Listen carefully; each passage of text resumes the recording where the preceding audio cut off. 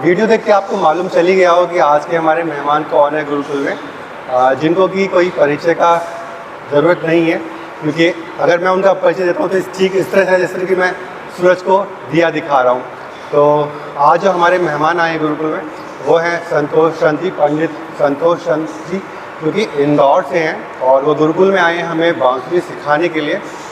अगर बात करूँ मैं गुरुकुल की तो इसका पूरा नाम है वृंदावन गुरुकुल, जो कि पंडित हरिप्रसाद चौरसिया जी का सपना था कि वो गुरु शिष्य परंपरा के दौरान शिष्यों को बांसुरी सिखाएं। तो वो बांसुरी यहाँ पे सिखाई जाती है और 2 वृंदावन गुरुकुल हैं, एक आपका भुवनेश्वर में है और एक बॉम्बे में है।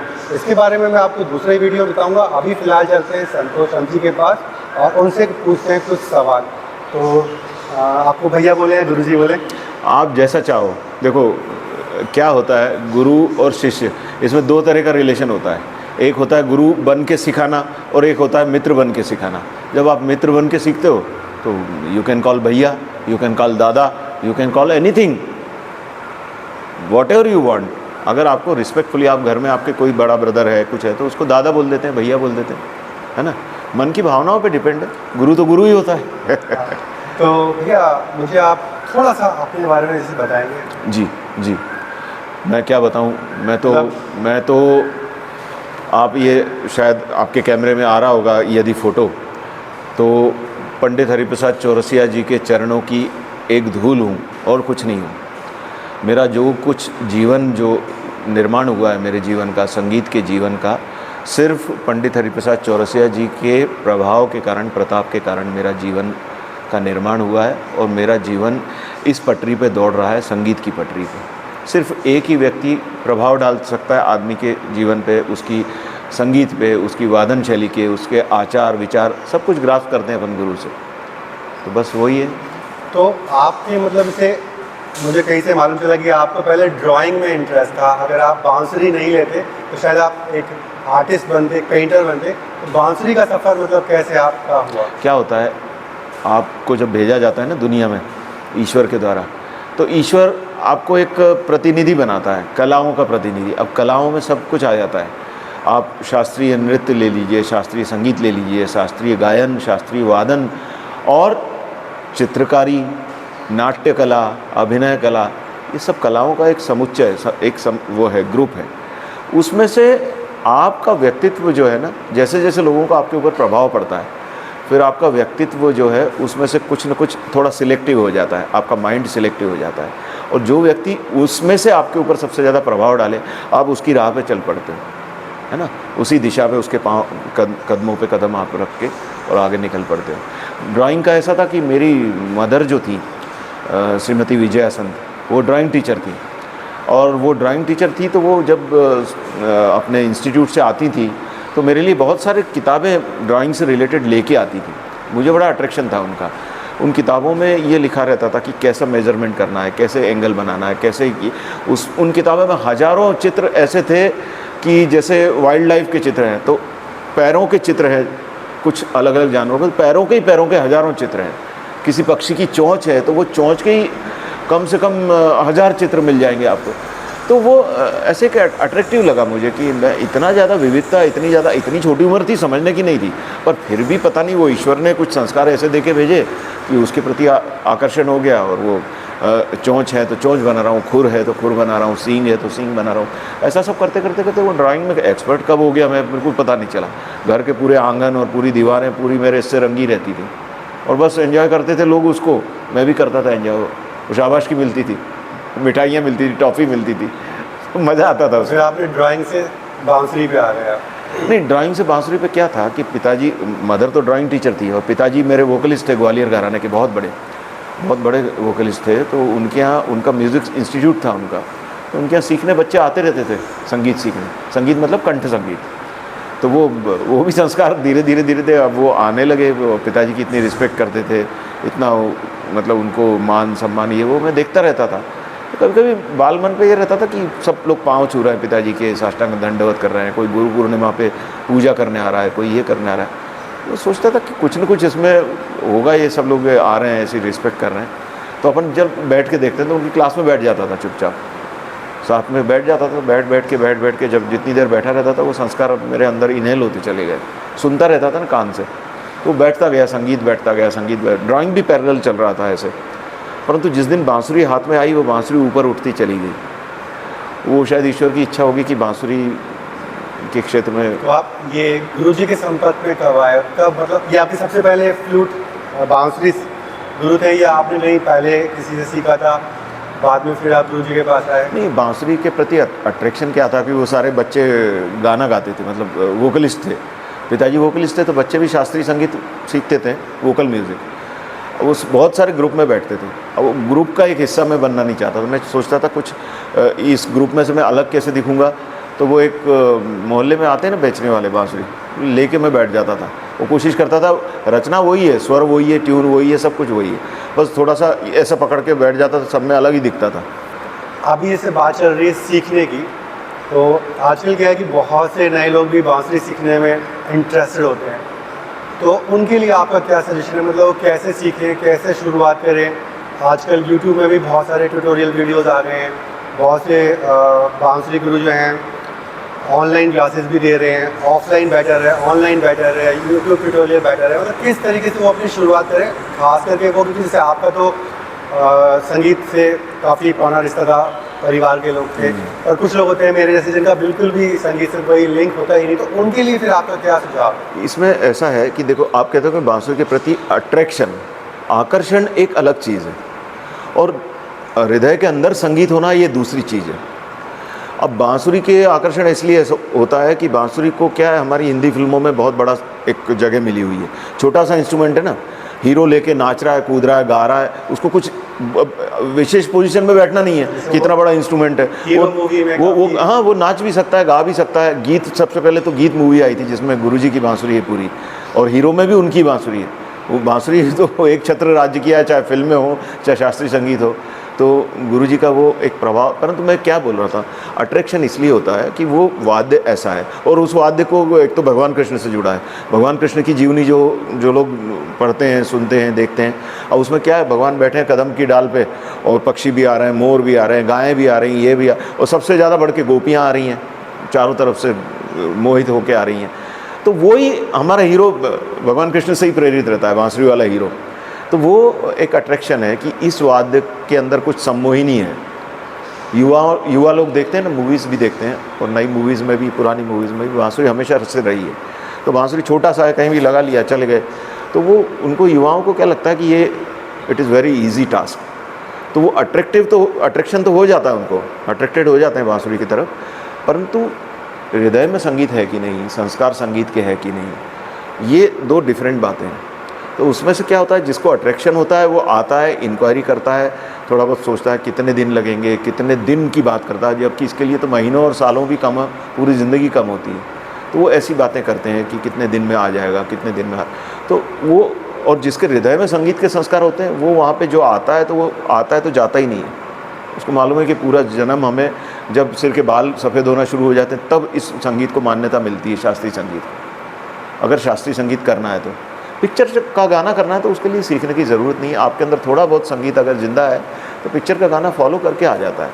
परंतु शास्त्रोक्त जो संगीत है, शास्त्रीय संगीत, वो अगर आप सीखेंगे तो आपको पिक्चर का गाना भी आ जाएगा, शास्त्रीय संगीत भी आ जाएगा, लोक संगीत भी आ जाएगा, हाँ, उपशास्त्रीय संगीत भी आ जाएगा। सारी विधाएं जो संगीत की, उसके लिए एक ईजी टास्क बन जाएगी। उसको बेसिक नॉलेज हो जाता है, फाउंडेशन जो मकान की होती है ना, उस पर एक फाउंडेशन डल जाए तो आप फिर उसके ऊपर बहुमंजिला बनाओ, एक मंजिला बनाओ, दो मंजिला बनाओ, रिसोर्ट बनाओ, घर बनाओ, कुछ भी बनाओ। तो आपका कहने का मतलब ये है कि अगर वो शास्त्रीय संगीत में जाता है तो उसको प्रॉपर एक ट्रेनिंग लेनी पड़ेगी, और अगर वो फिल्मी गाने पे आ जाता है तो वो कहीं से भी खुद भी सीख सकता है उसको। शास्त्रीय संगीत की तरफ जाता नहीं है, शास्त्रीय संगीत उसके अंदर होता है, उसके अंदर बीज होते हैं शास्त्रीय संगीत के।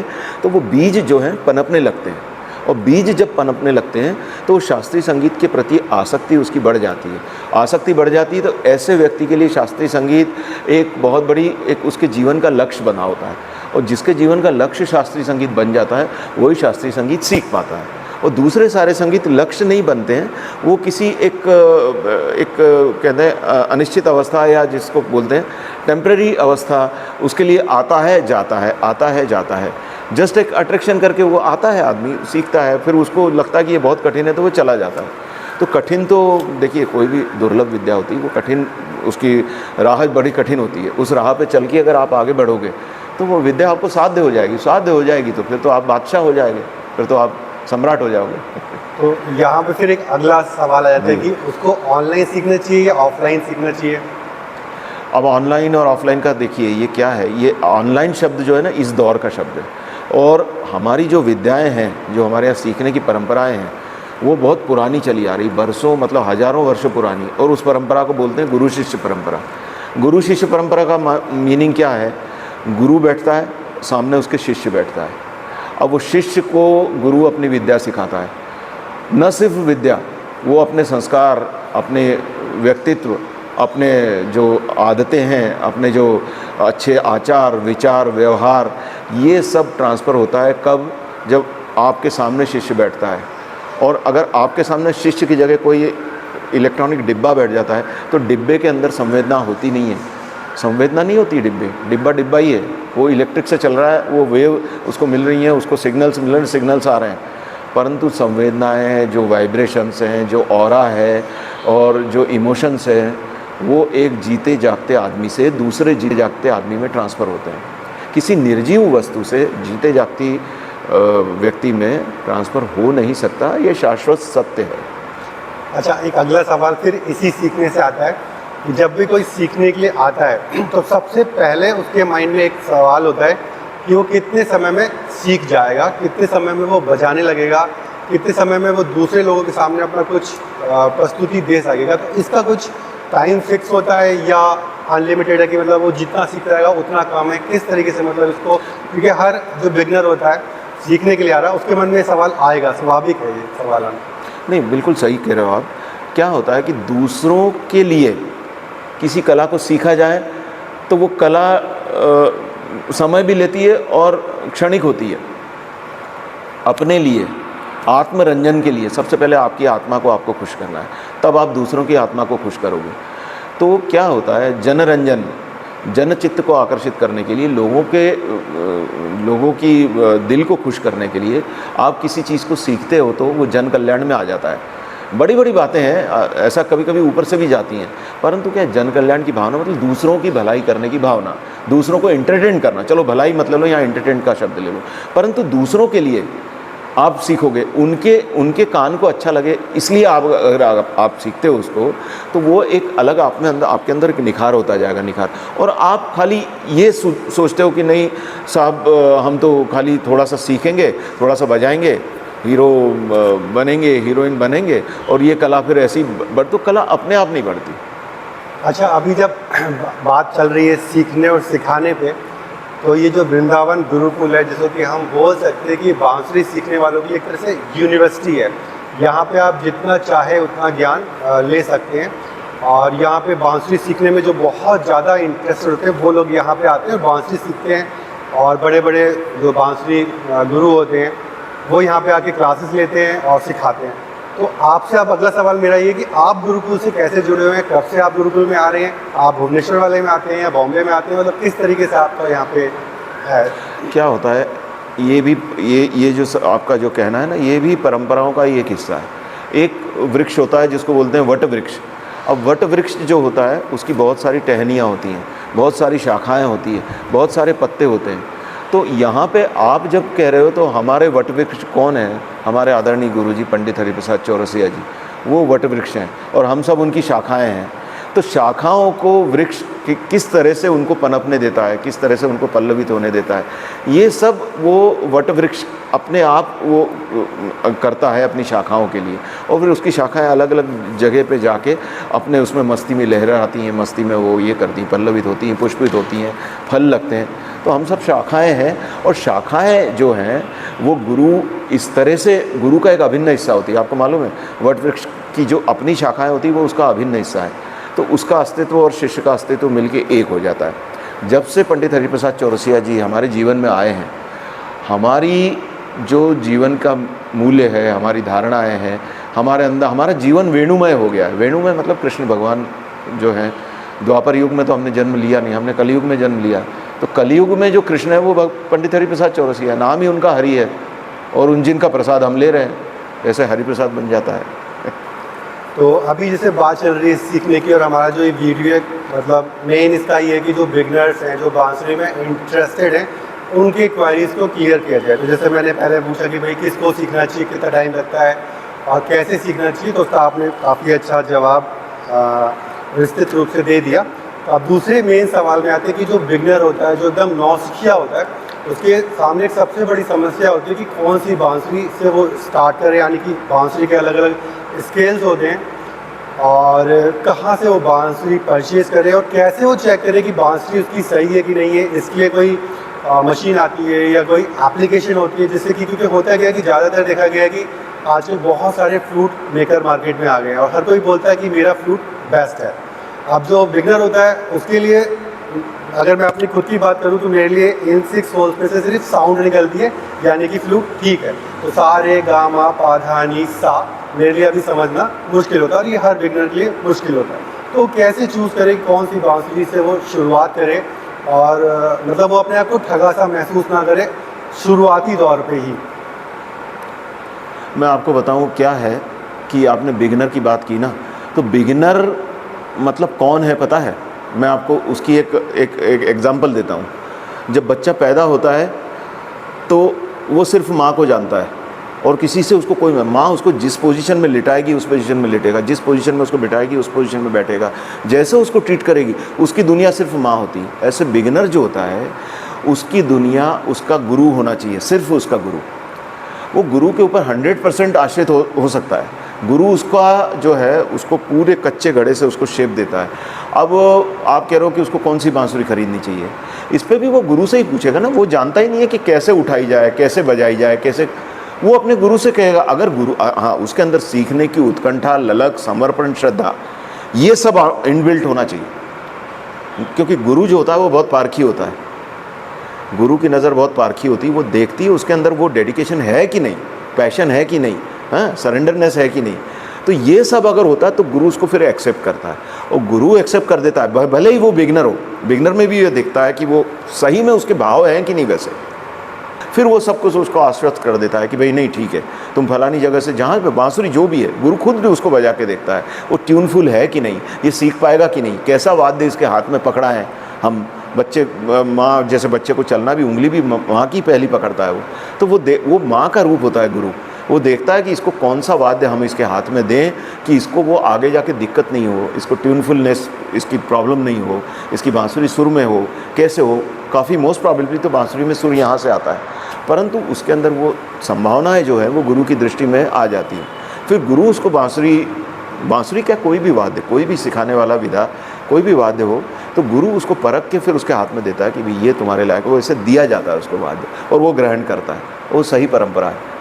तो इसमें कोई कन्फ्यूजन होता ही नहीं है कि भाई वाद्य कौन सा खरीदें, क्या खरीदें, ट्यून में है कि नहीं, बेसुरा तो नहीं है, कोई सवाल। तो ये तो फिर एक तरह से वही ऑफलाइन प्रोसेस आ गया, क्योंकि गुरु से जब तक मिलेगा नहीं तब तक वो पॉसिबल नहीं हो पाएगा। अब आजकल क्या हो रहा है कि नहीं भाई, आप जो ये कह रहे हो ना, अब वो ऑफलाइन में क्या होता है, अब आप लैपटॉप की बात कर रहे हो, ऑनलाइन की बात कर, अब लैपटॉप में से बांसुरी निकल के आपके हाथ में नहीं आएगी कि भाई जादू का पुड़ी छू कर दिया, आ गई बांसुरी, झेल ली उसने। इसका मतलब उसे ऑफलाइन सीखना पड़ेगा, गुरु के पास जाना ही पड़ेगा और वहीं से अपनी शुरुआत करनी पड़ेगी।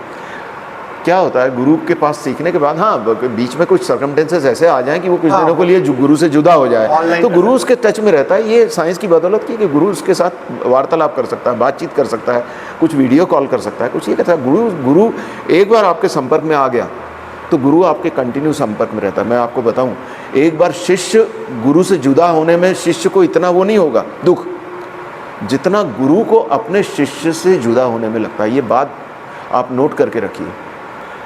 अब एक आखिरी सवाल, आजकल मार्केट में बहुत सारे फ्लूट आ गए हैं, बैम्बो, आर्कलेक, पीवीसी, तो कौन सा फ्लूट बेस्ट रहता है एक बिगनर के लिए? और जैसे आपने बोला कि गुरु के पास जाना चाहिए, गुरु जी से सीखना चाहिए, पर अब क्या हो गया कि बहुत सी जगह ऐसी होती है जहाँ पे गुरु अवेलेबल नहीं होता है, जो फिजिकल रूप में कोई सिखाने वाला नहीं होता है और वो सीखना चाहता है खुद से, बहुत ज़्यादा उसके अंदर इंस्पिरेशन है कि वो सीखना चाहता है, तो उसके लिए फिर कौन सा मतलब? अब सबसे पहला सवाल तो ये है कि आप कह रहे हो बैम्बू फ्लूट उसकी आ गई है, मेटल की आ गई, कांच की आ गई, फाइबर की आ गई है। अब इसका नाम क्या है मालूम है? बांसुरी। बांसुरी, बांस से बना हुआ सुर का वाद्य बांसुरी। और किसी दूसरे मेटल का ट्यूबलाइट की बना दी लोगों ने, ट्यूबलाइट की बना दी, इसकी उसकी सींग हड्डी जाने का की बना दो, उसको बांसुरी नहीं बोल सकते। बांस की बनी हुई ही बांसुरी कहलाती है, जो भगवान कृष्ण ने अपने हाथ में रखी है और जो हम लोग बजाते हैं वो बांस की होती है। उसके अलावा कोई भी उसके अंदर कोई भी धातु, चमड़ा, खूंटी, ये तार वगैरह कुछ होता ही नहीं है। एक साधारण सा वो वाद्य है और बड़ा नेचुरल है, वो है ही नहीं कुछ एक्स्ट्रा एडिशन। तो इसलिए वो बांसुरी कहलाती है कि बांस की बनी है। बाकी सब जो बनी होती हैं उसको बांसुरी नहीं बोलेंगे। कोई भी नाम दो आप, कोई भी दूसरा नाम दो। दूसरा आप कह रहे हो कि गुरु अवेलेबल नहीं होता। गुरु अवेलेबल नहीं होता, गुरु की खोज करनी पड़ती है। तो गुरु को खोजना पड़ता है। गुरु को एक बार आप खोज लो, फिर आपके संपर्क में गुरु कैसे रहता है या आप उसके संपर्क में कैसे रहते हो, ये सब अगर इच्छा हो तो सब परिस्थितियाँ वैसे ही निर्माण हो जाती हैं। वैसे ही आज आप यहाँ बैठे हो, किस वजह से बैठे हो आप इसी वजह से बैठे हो कि आपको रास्ता एक ऐसा मिला कि जिसकी वजह से आप इस इतनी पवित्र जगह तक पहुँच पाए। परिस्थितियाँ निर्माण करता है ऊपर वाला, आपकी भावना वैसी होनी चाहिए। तो उम्मीद है कि बहुत सारे सवालों के जवाब गुरु जी ने दे दिए होंगे, भैया ने दे दिए होंगे। फिर भी अगर आपको कोई सवाल है तो आप कमेंट बॉक्स पर कमेंट करके पूछ सकते हैं। इसके अलावा एक और बहुत ख़ास बात है कि गुरु जी खुद का एक इंस्टीट्यूट है इंदौर में, जहाँ के वो बांसुरी सिखाते हैं। तो अगर आप इंदौर के आसपास रहते हैं, जैसे देवास, उज्जैन या ओमकारेश्वर, तो आप गुरु जी से संपर्क कर सकते हैं। इनका नंबर मैं नीचे वीडियो को दे दूँगा, तो आप इनसे कॉल करके बात कर सकते हैं। अगर आप बांसुरी सीखने जाते हैं तो आप इनसे बांसुरी सीख सकते हैं। और ये खुद काफ़ी अच्छी बांसुरी बजाते हैं। अभी हम खुद इनसे बांसुरी सीख रहे हैं। हालांकि मैं एकदम बिगनर हूँ और मुझे अभी थोड़ा टाइम लगेगा उस लेवल तक पहुँचने में, पर शुरुआत कहीं ना कहीं से तो करनी ही पड़ती। तो आज के लिए इतना काफ़ी है। धन्यवाद। नमस्कार।